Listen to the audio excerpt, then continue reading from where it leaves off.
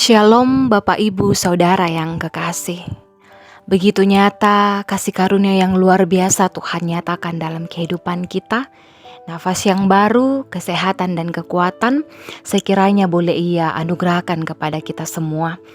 Dan pada kesempatan ini kita boleh kembali berjumpa di dalam renungan harian Minggu 12 Juni 2022. Mari berdoa. Allah Bapa dalam kerajaan sorga, sungguh luar biasa nyata anugerah-Mu dalam kehidupan kami. Engkau senantiasa ada bersama-sama dengan kami, sehingga pada kesempatan ini pun kami boleh datang bersama-sama untuk membaca dan merenungkan firman-Mu. Sekiranya Roh Kudus yang akan menuntun kami, membimbing kami sehingga kami boleh memahami firman ini dan boleh kami berlakukan dalam kehidupan kami. Berkatilah kami semua anak-anak-Mu. Di dalam nama Yesus Kristus, itulah Tuhan dan Juru Selamat kami. Amin. Mari bersama-sama membuka Alkitab dari kitab Efesus pasal 4. Efesus pasal 4 ayat 1 sampai ayatnya yang ke-16. Kesatuan jemaat dan karunia yang berbeda-beda. Sebab itu aku menasihatkan kamu, aku orang yang dipenjarakan karena Tuhan, supaya hidup sebagai orang-orang yang telah dipanggil berpadanan dengan panggilan itu. Hendaklah kamu selalu rendah hati, lemah lembut dan sabar. Tunjukkanlah kasih-Mu dalam hal saling membantu, dan berusahalah memelihara kesatuan roh oleh ikatan damai sejahtera. Satu tubuh dan satu roh, sebagaimana kamu telah dipanggil kepada satu pengharapan yang terkandung dalam panggilan-Mu. Satu Tuhan, satu imam, satu baptisan, satu Allah dan Bapa dari semua. Allah yang di atas semua dan oleh semua dan di dalam semua.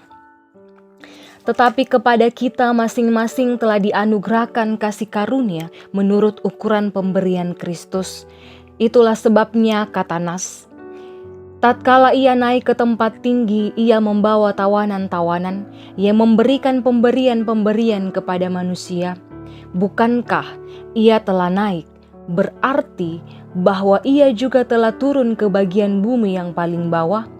Ia yang telah turun, ia juga yang telah naik jauh lebih tinggi daripada semua langit untuk memenuhkan segala sesuatu.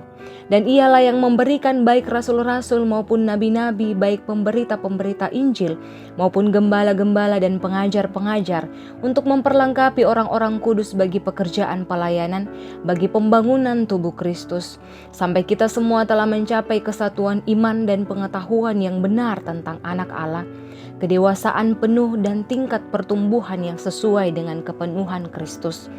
Sehingga kita bukan lagi anak-anak yang diombang-ambingkan oleh rupa-rupa angin, pengajaran oleh permainan palsu manusia dalam kelicikan mereka yang menyesatkan, tetapi dengan teguh berpegang kepada kebenaran di dalam kasih kita bertumbuh dalam segala hal ke arah Dia. Kristus yang adalah kepala, daripadanya lah seluruh tubuh yang rapi tersusun dan diikat menjadi satu oleh pelayanan semua bagiannya, sesuai dengan kadar pekerjaan tiap-tiap anggota menerima pertumbuhannya dan membangun dirinya dalam kasih. Amin.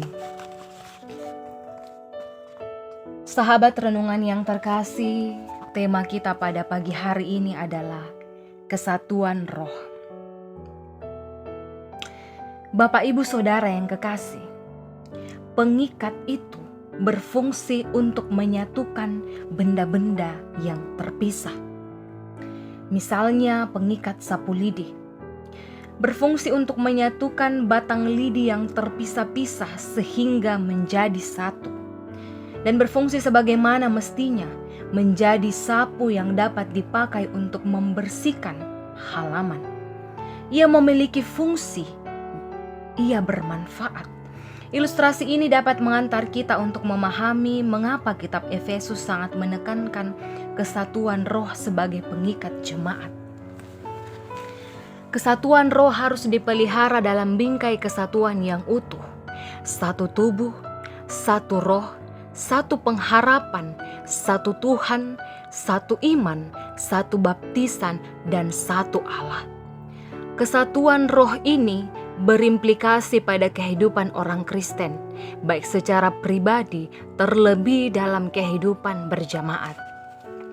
Orang Kristen didorong untuk hidup sesuai panggilan Kristen, yaitu mengutamakan rendah hati, lemah lembut, sabar, dan tentunya penuh dengan kasih. Perbedaan-perbedaan karunia yang ada pada diri setiap anggota jemaat, terutama pada pemimpin dalam jemaat, diberikan oleh Allah agar jemaat ini saling melengkapi untuk membangun tubuh Kristus. Dengan demikian, jemaat akan hidup dalam kesatuan iman dan pengetahuan akan karya Allah dalam Yesus Kristus. Jadi Bapak Ibu Saudara yang kekasih, sebagai pengikut Kristus, kita telah diikat dan disatukan oleh Roh Kudus. Roh Kudus yang menyatukan kita, sehingga pun kita dapat menjadi bagian dari anggota-anggota tubuh di mana Kristus yang menjadi kepalanya.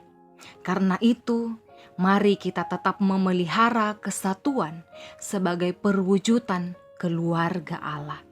Amin. Mari berdoa. Kami kembali mengucap syukur dan bermohon serta meminta di hadapan-Mu Tuhan. Kami mengucap syukur untuk kesempatan yang luar biasa yang boleh Engkau nyatakan dalam kehidupan kami. Semoga firman-Mu yang boleh kami dengarkan pada pagi hari ini boleh menguatkan iman kami, boleh menuntun kami dengan pertolongan Roh Kudus, agar kami pun boleh memberlakukan firman ini dalam kehidupan kami. Kami boleh hidup seia sekata, kami boleh hidup dalam satu kesatuan bersama dengan sesama kami. Engkau berkati jemaat Tuhan di dalam kehidupan mereka, di dalam masa tua mereka, pekerjaan, di dalam keluarga. Engkau senantiasa menguatkan mereka. Biarlah mereka boleh menjalani kehidupan mereka senantiasa berada dalam damai sejahtera. Berkati anak-anak di dalam pertumbuhan, pendidikan, dan juga masa muda. Biarlah mereka senantiasa bertumbuh dalam kasih-Mu. Engkau memberikan ketekunan bagi mereka agar dapat menyelesaikan pendidikan dan boleh menjalani masa muda sesuai dan seturut dengan kehendak-Mu. Engkau hiburkan dan kuatkan jemaat Tuhan yang mengalami duka cita. Mereka yang mengalami sakit penyakit, Engkau beri kesabaran dan kekuatan, sehingga atas izin-Mu mereka boleh memperoleh kesembuhan. Biarlah jemaat Tuhan senantiasa bersyukur atas setiap bentuk-bentuk berkat yang boleh mereka alami, pertambahan usia ataupun berkat dalam bentuk apapun itu Tuhan. Engkau berikan hikmat senantiasa kepada kami semua agar dapat mengelola berkat ini dengan baik, dan kami pun boleh menjadi sumber berkat bagi sesama kami yang mengalami kekurangan, dan biarlah mereka Engkau berikan senantiasa pertolongan dan kecukupan dalam kehidupan mereka. Berkati bangsa dan negara kami, pemimpin-pemimpin kami.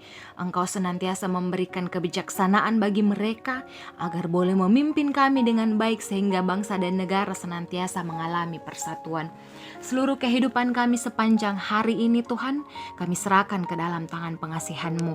Pergumulan kami, Engkau yang menguatkan kami agar boleh melewati semuanya atas kehendak-Mu Tuhan. Untuk setiap rencana hidup kami, Engkau ikut campur tangan di dalamnya, agar semuanya boleh berjalan sesuai dan seturut dengan kehendak-Mu. Allah Bapa dalam kerajaan sorga, ampunkanlah segala dosa dan pelanggaran kami. Bukan kehendak kami yang terjadi, melainkan kehendak-Mu lah yang terjadi. Di dalam nama Yesus Kristus, itulah Tuhan dan Juru Selamat kami. Amin. Demikianlah perenungan kita pada pagi hari ini. Sekiranya kita boleh memberi diri, dituntun, dipimpin oleh kuasa Roh Kudus, senantiasa menolong kita untuk senantiasa berani bersaksi dan boleh menyatakan kebenaran dalam kehidupan kita. Selamat hari Minggu, selamat beraktivitas, salam sehat, Tuhan Yesus memberkati.